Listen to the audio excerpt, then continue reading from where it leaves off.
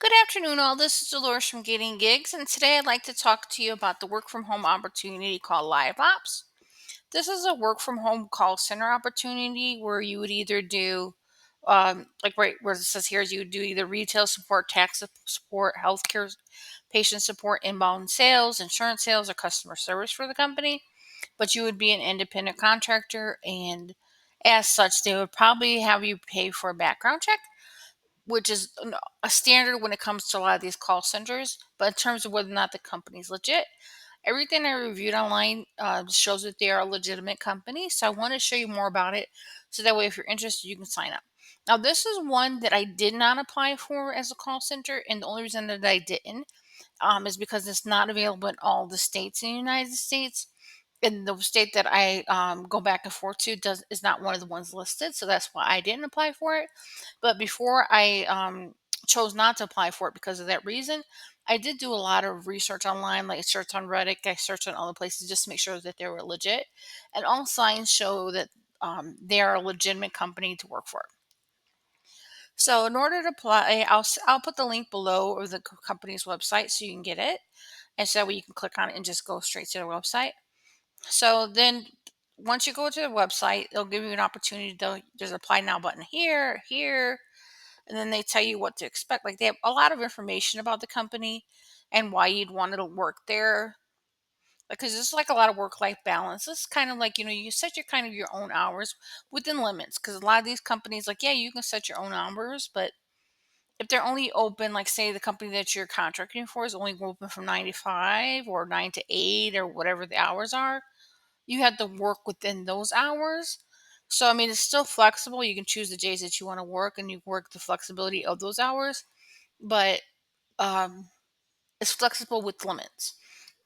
Because you can't like work at this at 6 o'clock like not 6 o'clock, but like 2 o'clock in the morning. So, okay, let's get into this. So, after you would hit play now, you would come to a screen here, and it will show you the opportunities that they currently have available. Right now, I did not see any opportunities that are outside the United States. The only two that I've seen that are currently available are within the United States, and the one is for an independent contractor doing the retail, the tax, the healthcare, the on-demand entertainment, the inbound, and the health. I mean, the home delivery support and customer support. And then they have the license insurance for insurance sales. So these are the two opportunities that they have available now. You would hit apply, and then you would fill out one of the basic forms, like your name, your address, your telephone number, your email address, and basically what will happen is they'll reach out to you. You probably have to set up a PayPal account with them. I haven't checked to see. I never got to the point where I checked to see what how they pay, and that's only because I saw this when I went to go apply. It says that it's not available in the state of Illinois. Here are the states that it is available in. And so if you're any of these white states that are colored white, you can't work for them at this time. So I mean, they might be available in the future. For now, they're not available, and I understand why, because like I know Illinois has a higher uh, minimum wage, and I probably California and some of these other states do too. So that's probably why they're not listed here. Because like look, New York's not here, California and Illinois, and those three I know for sure have higher what do you call that, minimum wage laws. So they probably won't allow you to work here because of that, or there might be other reasons why the company can't work for them. Because I've had that before where I work for another company where they can operate any state but the state of Alabama for whatever reason. It just happens. So anyway, after you would apply now, there's a lot of information on here about what to expect, and they tell you how like what you need to do to become like a part of their team, and then they'll tell you about the onboarding process. Um, like I said, because I didn't get to that point because I was going to be working out of the state of Illinois. I didn't get to that point. I can only tell you from my experience from the other companies. Basically, what they do, they send you an information, you sign up, and then you end up having to take some assessment tests to see if you're eligible. They'll test your computer to see if your computer's eligible because you have to have a certain internet speed. Then you might have to do some voiceover, like not voiceover, but you'll have to record your voice to make sure you sound clear and your phone or your headset is clear and that they can hear you. And then from there, if they're interested in you, then they'll send you an email, and then you go through all the steps from there.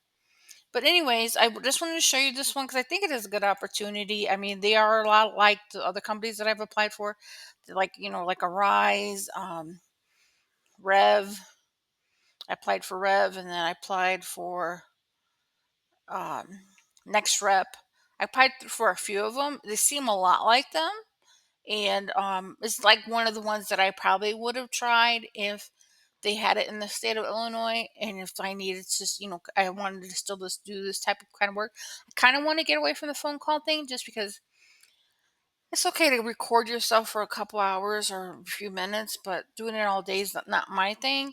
But like I said, I do think it's a good opportunity. This is Dolores from Getting Gigs, and I'll keep reviewing other gigs and side hustles, and any that I see that are viable that I think people can make money off of, or just use as a side income. Like I said, I'm up to four now that I do as a side hustle, and between the four of them, I have five fingers up. I don't know why.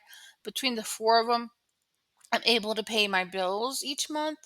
And for me, that's working for me. And my goal was a bit of it to be just able to do $100 a day, to make at least $100 a day.